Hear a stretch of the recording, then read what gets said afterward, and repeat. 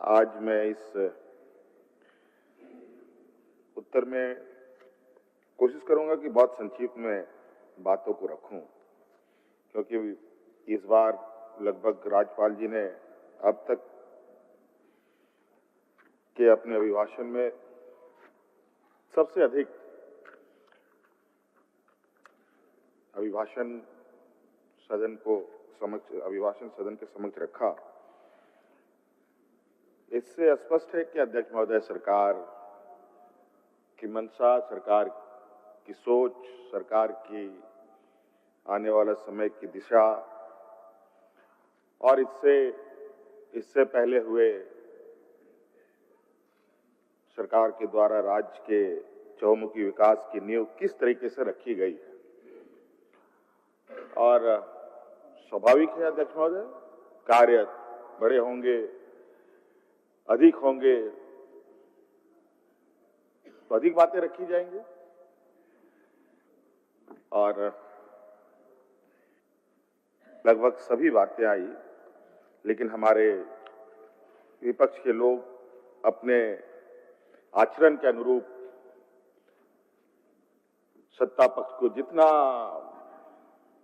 बुरा भला कहना है, जितना उनका कटाक्ष करना है, अपना दायित्वों का निर्वहन कर रहे थे। मैं भी सुन रहा था और हमारे कुछ पुराने सदन के मैच्योर्ड वयोवृद्ध सदस्य तो इस तरीके से पके हुए हैं कि सरकार की कोई भी कार्य इनको अच्छा नहीं लगता, चाहे सामाजिक सुरक्षा के संदर्भ में सरकार के द्वारा की जा रही कार्य हो, चाहे शिक्षा के क्षेत्र में हो, चाहे स्वास्थ्य के क्षेत्र में हो, चाहे किसानों के लिए, मजदूरों के लिए, कोई भी काम इनको अच्छा नहीं लगता।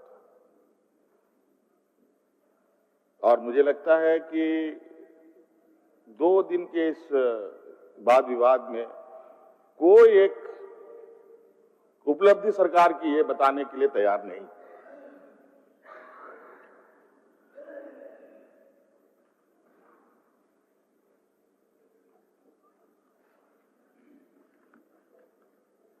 राज्य अलग होने के बाद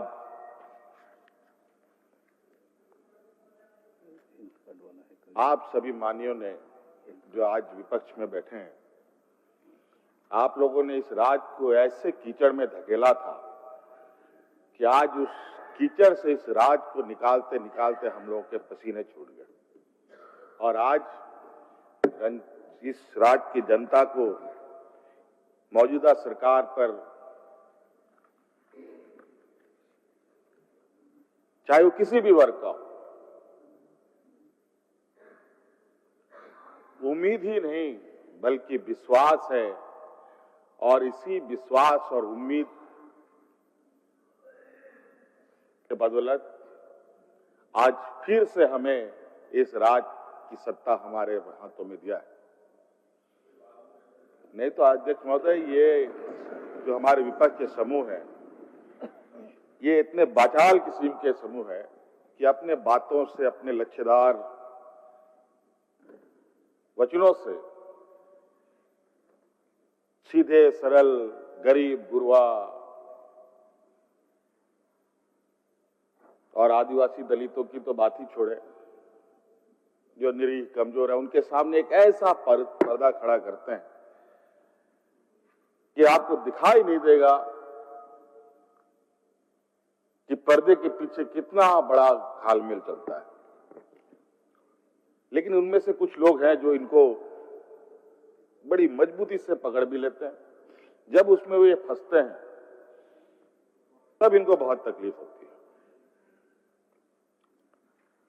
अध्यक्ष महोदय,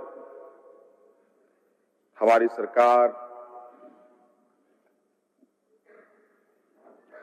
जात धर्म से ऊपर उठकर इस राज्य के हर वर्ग, हर समाज के वर्गों को एक नजर से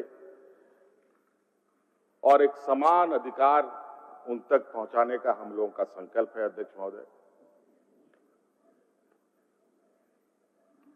आज हमारे कोई ऐसे योजना नहीं है जो योजना किसी जाति धर्म को बांटता हो। हाँ, ये जरूर है जो कमजोर है उसको थोड़ा प्राथमिकता जरूर सरकार देने का प्रयास करती है। और ये बात आप भी मानेंगे अध्यक्ष महोदय कि घर में भी जो कमजोर बच्चा होता है उस पर माता पिता विशेष ध्यान देते हैं। तो अध्यक्ष महोदय, ये राज्य का जो सामाजिक ताना बना है, यहाँ के आदिवासी दलित पिछड़े लोग संविधान में अधिकार होने के बावजूद भी आज हाशिए पे ही खड़े हैं। आज उन्हीं का प्रतिनिधित्व हम सब लोग कर रहे हैं अध्यक्ष महोदय। और विगत सरकार के कार्यकाल में कई चुनौतियों के साथ, मुझे पता है अब ये लोग षड्यंत्र रचेंगे, अब यहां से उठने की तैयारी कर रहे होंगे, इधर उधर मैसेज पास करने का प्रयास हो रहा है, लेकिन हम कोशिश करेंगे कि आप ना जाएं। मैं कोशिश करूंगा कि मैं आपको इतना परेशान ना करूं कि आप लोग पिछले का दरवाजा देखने का मौका मिले। हाँ, ठीक है। मैं कोशिश करूंगा कि अपने भाषण में इतनी संयमता रखूं कि आपको जाने का मौका ना दूं। लेकिन होता क्या है कि